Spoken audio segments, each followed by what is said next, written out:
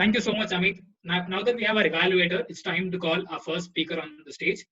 A gentle reminder to the speakers again, please pin the timers so that you can keep track of their cards.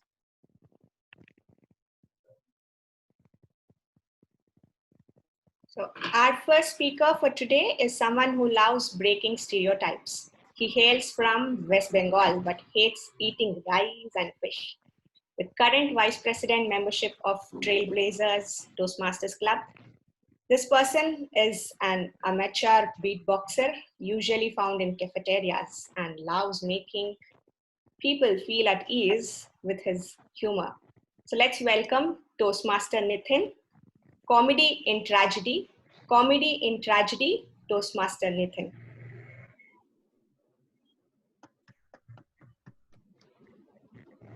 Thank you so much. Good afternoon, Toastmasters and guests. I want to start the speech with a little bit of a poll question. So kindly unmute yourself and make some noise if you have had chicken pox at least once in your life. Yes. Yes? Nice, amazing. Great. Next question. Make some noise if you have been in a relationship at least once in your life. Yes. Nice, great. Why do I ask about chickenpox and relationship? Because, ladies and gentlemen, I am a very observational man. And through my observations, it has come to my notice that chickenpox and relationships are the same. There is no difference. How? Well, thank you for asking, audience. I will tell you how. Now, chickenpox and relationships are the same because there's a hope of it happening at least once in your life. Like it or not, chickenpox and relationship, at least one is like it will happen. Just think back of the conversations we used to have back when we were kids. Hey, Macha, you have chickenpox, huh? Noda, Macha. It's okay, Macha. One day you will have. It's the same as the conversation that we have now. I can think of two guys sitting on an Activa, Koramangala 5th block, going, hey, Macha, you have girlfriend, huh?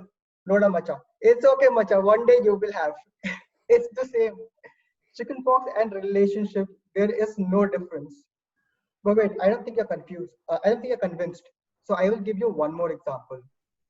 Chickenpox and relationship are the same because what happens in chickenpox? A lot of Indian households believe that you have chickenpox when God enters your body and is residing there for the moment. And so they give you respect. In Hindi speaking households, for example, they don't say tu khana kha le, they say aap khana kha lijiye. Respect. Similarly, what happens when you're in a relationship? The person you're in a relationship with treats you with respect. They treat you like you're a god. Bollywood has taught us that. Tujh mein rab dikhta hai yara. It's the same. Chickenpox and relationship, there is no difference. But wait, I will give you another example. What happens when you have chickenpox? You get isolated. People are like, hey man, you have chickenpox. Do not come near me. I don't want to get infected. So they isolate you. Similarly, what happens when you are in a relationship? Your friends isolate you. They leave you alone. It always happens. One friend's like, hey, come down, let's go to PVR. Okay, but Nitin not coming. Hey, macha, he has girlfriend. It's okay. Let him be. He'll take care of himself. Your friends isolate you just like the way you do when you have chickenpox. But ladies and gentlemen, look at us. We are in the middle of a pandemic, which has killed millions of people, and we wish it never happened. And yet here we are sitting and joking and laughing about yet another disease, which has killed people too. And it begs me to question, what is it about comedy that brings us under the same roof, under the same umbrella? How is it that we find comedy in tragedy? And why is it so important for us to do so? There are a lot of things that makes people laugh, but one of them is relatability. When a comedian makes an observational joke, you laugh, of course, at the joke, but you also laugh at the fact that you have observed the same thing as well. These observations can be of any size. They can be something as small as your toe hitting the furniture or your biscuit falling in the tea because of over dipping. Or these observations can be huge, like the gaps in the government. You laugh, of course, at the jokes, but also the fact that you have noticed something and so did they. And you realize that you are not alone in this. As the theme goes, you are not walking alone. You have people around you who have noticed the same thing. Relatability, very important in jokes. Now, another thing about finding comedy in tragedy is that once you have seen things from a comic's perspective, it changes the way you look at it again. For example, and just an example, suppose you have had a bike accident and suppose you have fractured your arm. Now, for a while, you will not joke about it. It will seem all wrong. You'll say, why did it happen to me? What if I did that instead of doing this? But sure enough, once you have moved on, physically and emotionally, you can just look back and say, hey, remember how funny it was that I just forgot brakes exist? And you might have a laugh about it. And possibly the next time you think of the incident again, instead of thinking of the accident, you will think back of the joke instead and have a laugh about it.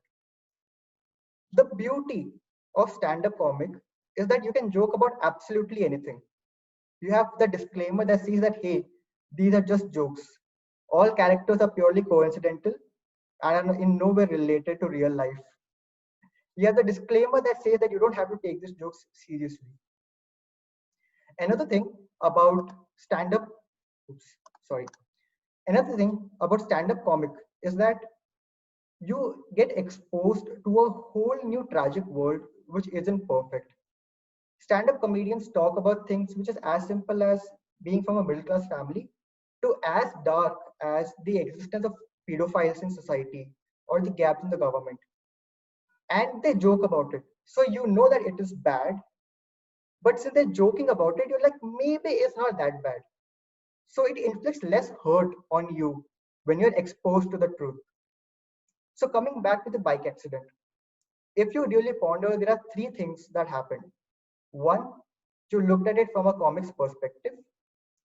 Two, it is the way for you to have a conversation about it in future once you have seen it from a comics perspective. And three, it has opened up a window for you to move on because now you're taking it lightly, you're taking it on a lighter note. So you're able to move on better. But coming back to chickenpox, before that, I'm sorry, these are the reasons why you should find comedy in tragedy. To look at things from a positive, different perspective, which will not hurt you with the truth, but also to expose yourself to a whole new world which is tragic, but not that bad. But coming back to chickenpox and love, I have one final nail in the coffin why I think they are very similar. So, ladies and gentlemen, the next time your friend goes through a heartbreak, just go to them and ask them if their love left, just like chickenpox did, with marks on their body.